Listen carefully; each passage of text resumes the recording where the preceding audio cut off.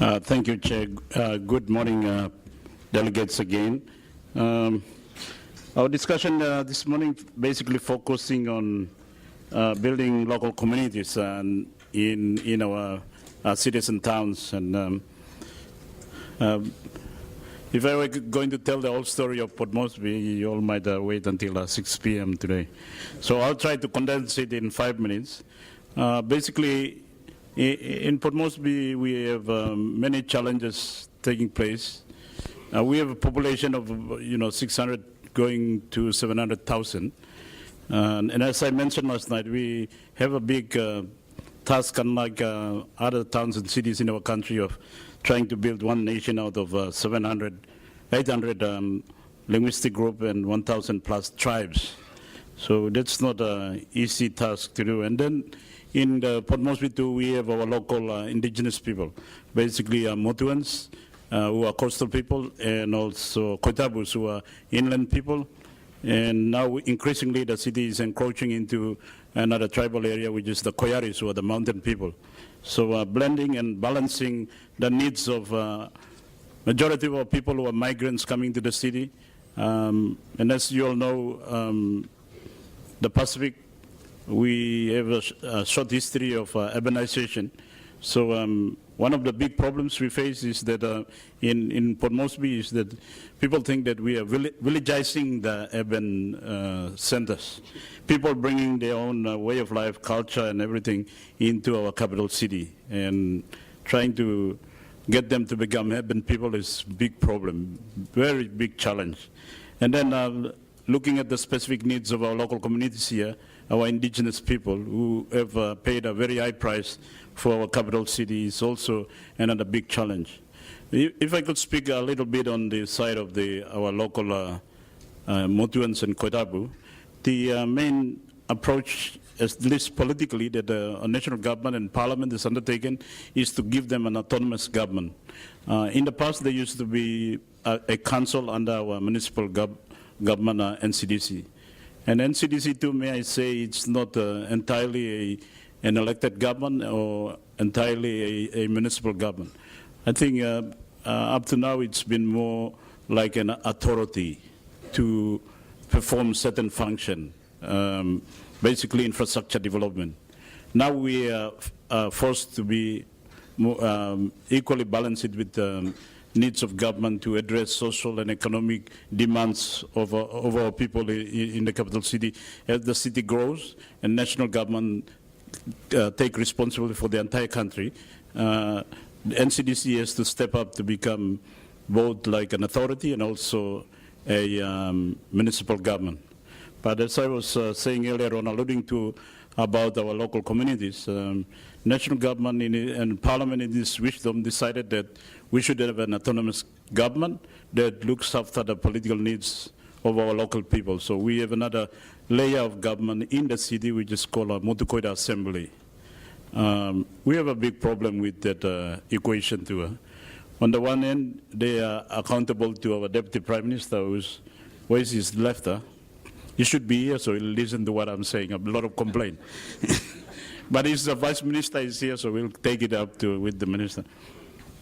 They are accountable to the Minister, but in their wisdom or Parliament's foolishness, they decided that we should fund them. So here we have a municipal government in the city funding an autonomous government, but they are not accountable to us. They do what they like with the money that we give them. And when we are not happy and we try to cut them off, they go to court and they go, so it's a long story. So, but in respect of how that is working out, I would like to think that on the political side, we've solved that problem a bit. We've given them political power. How they use it or utilize it or take advantage of them, that's something that is up to our local people through their autonomous government to work it out. The bigger challenge, as I see it, is translating that political power into social, economic, and service delivery to our people. And that's something that has yet to happen. What I would like to see is that our municipal government here, NCDC, perhaps we retain all the service delivery and major powers in the city, and we give a specific power to, or specific role to the autonomous government. Maybe their job, as I see it, is to help our people, local people here, develop a sustainable way of sustaining themselves. And why I say this is that our people here in Papua New Guinea would understand. Unlike everybody else in and around our country, our local people here, they've lost their land. The local Motuans who live mainly on the sea have also lost their ability to sustain themselves too, because all the ships going up and down, dinghies going here and there, disturb the environment. Some of them might go to Great Barrier Reef to start fishing. Yeah, so in fact they're going there already. So that is the big challenge, as I see that the autonomous government here in a capital city should take that mental up. How do we sustain our local people in an urban area where they've lost the traditional means of sustaining themselves? They live entirely in a cash economy.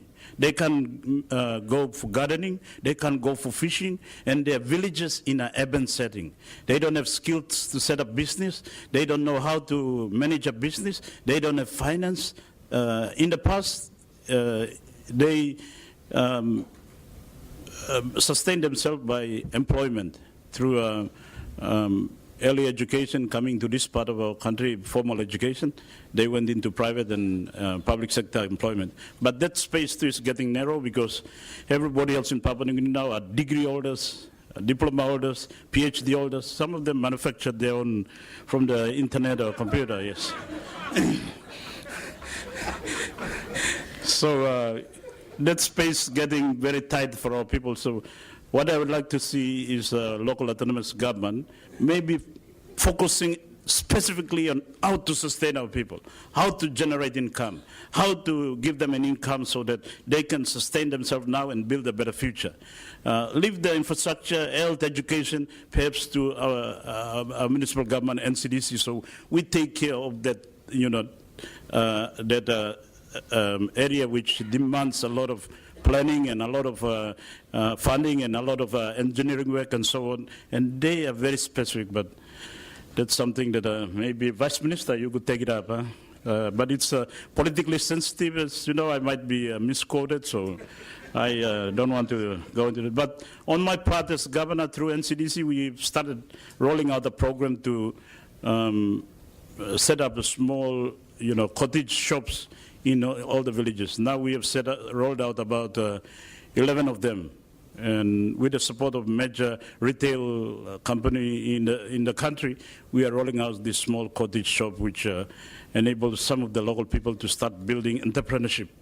So that's an area where I want to keep on rolling out. Our local people face a lot of socio-economic, health, many challenges.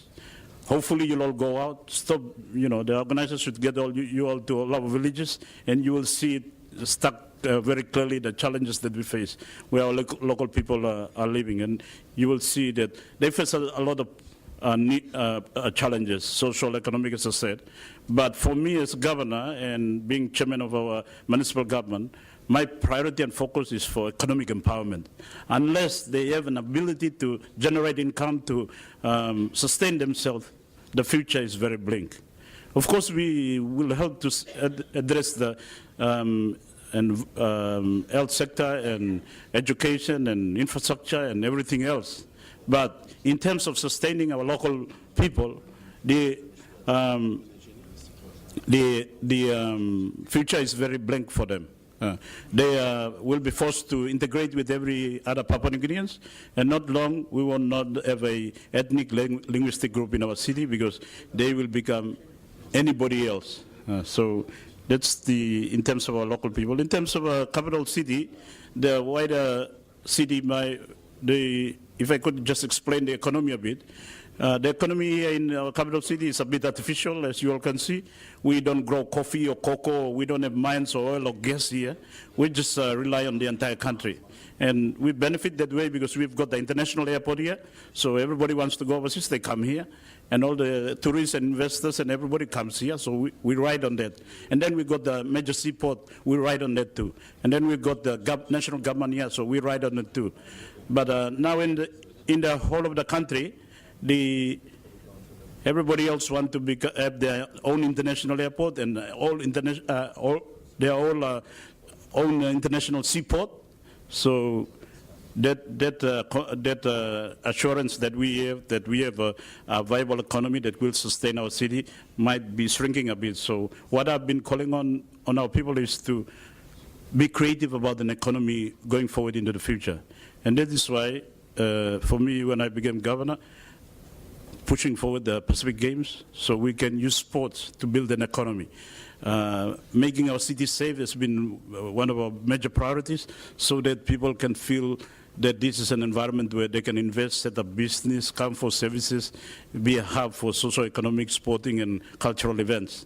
And we are really being innovative about building an economy beyond the three major sources of sustaining the city up to now, which is the airport, the seaport, and of course the national government being here as the seat of parliament and seat of national government, and all the diplomatic missions and the big corporate entities that have business in the city and all around the country. They have their bases here, so it sustains our people and generate an economy for our people here. But we have reminded everyone in the city that we cannot sit back and just wait and think that that will be like that forever. We need to be creative and innovative about a growing economy. Population is increasing. How do we sustain our people going into the future? So that's something we are still trying to work out. But what I can assure you all delegates is that we are going to leave no stone unturned, and we are going to be innovative and very creative, and we are going to utilize all means possible in order to develop an economy, starting with and relying on what is a fundamental basis of an economy, but exploring into other areas. Like what I would like to see is that Port Moresby, after the Pacific Games, we leave a legacy. We have a facility that can host regional events, international events. Also, we use arts and music to develop an economy too. Papua New Guineans, they are very artistic.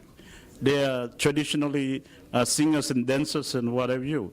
I believe we can also be a cultural center of the Pacific where people can come and see various traditional, contemporary, and you all around the Pacific too can come and tour in Port Moresby. Don't go to other cities in Papua New Guinea. They're not good cities. Come to Port Moresby and just go back to Samoa, go back to Fiji, go back to Tuvalu, or, so just come to Port Moresby only, because here we can look after you. I can assure you that we can look after you. You'll be at peace. You'll have lovely people to meet. You'll enjoy the facility, and you'll have a good time and go. If you go other parts of Papua New Guinea, I can guarantee you the PM is gone, so that's for the PM. Thank you. I have a short time, so I'll just limit it as that and ready to take some discussion points and questions on that.